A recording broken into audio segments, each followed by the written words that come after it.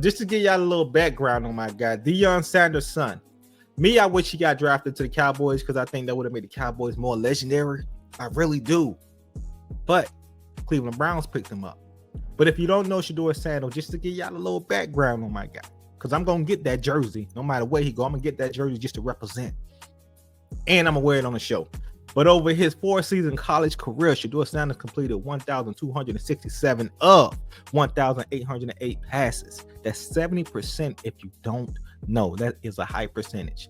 For exactly 14,353 yards completed, 134 touchdowns, and 27 interceptions. In his final season at Colorado, he had 4,134 passing yards, 37 touchdowns, and 10 interceptions with a 74% completion rate. He also has 2 touchdown passes in his recent NFL preseason debut. That $4.6 million rookie contract for the Cleveland Browns is looking good right now, besides that injury, but it's looking good.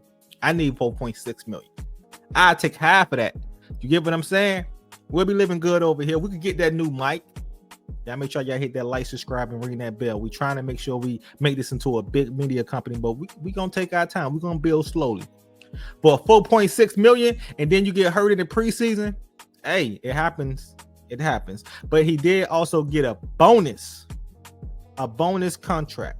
Not a bonus contract, but a signing bonus of $500,000. That's what I say, but it's really $400,407 and $447,000 to be exact. I know I'd be excited, y'all, but I want y'all to get into it. But let's talk about it, y'all. Let's get into this news because I want y'all to see what's going on. And y'all to get excited. Hit that like, hit that subscribe, ring that bell. It's your guy, Rich Uncle Mike. Let's go.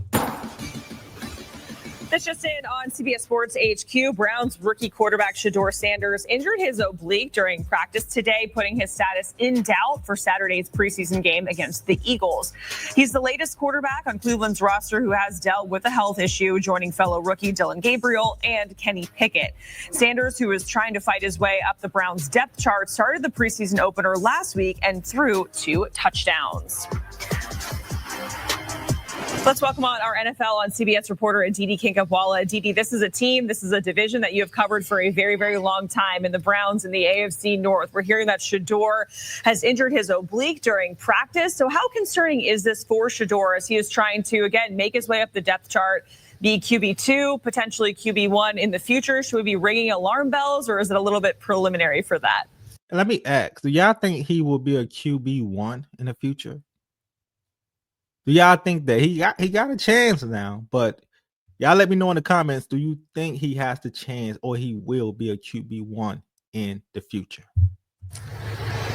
Well, Jacqueline, first of all, it's a little bit premature because we don't know the severity of this oblique injury and whether it will even keep him out of Saturday's game against the Eagles. As for moving up the depth chart, I'm the Browns preseason sideline reporter. I was there Friday night when he burst onto the stage and set the NFL world buzzing. And yes, his demeanor was tremendous. His poise was tremendous. He did the things that were asked of him. But at the end of the day, he wasn't actually asked to do all that much. The Browns kept things very simple. It was run game. It was play action pass game. Very, very simple motions. He saw very basic defense from the Panthers. And while he did indeed make some great throws, he did show some accuracy. None of that was enough for the Browns and Kevin Stefanski to feel that he needed to jump up the depth chart. When the depth chart was released this week, he was still number 4 because, as you and I know, Jacqueline, there are a myriad of things that go into being a starting quarterback in the NFL. As of right now, Joe Flacco is still the Browns' number 1 quarterback. He's the one that's taking the majority of the reps against the Eagles in these joint practices. Kenny Pickett, who has been number 2, who was one to start camp until he hurt his hamstring so severely, is still trying to come back from that hamstring. And then rookie Dillon Gabriel also tweaked a hamstring last week. He didn't get to play against the Panthers. If his hamstring is okay, he was likely the one to start on Saturday versus the Eagles, with Shedeur Sanders playing the second half. So I don't know that this long-term affects where he's moving or short-term affects where he's moving.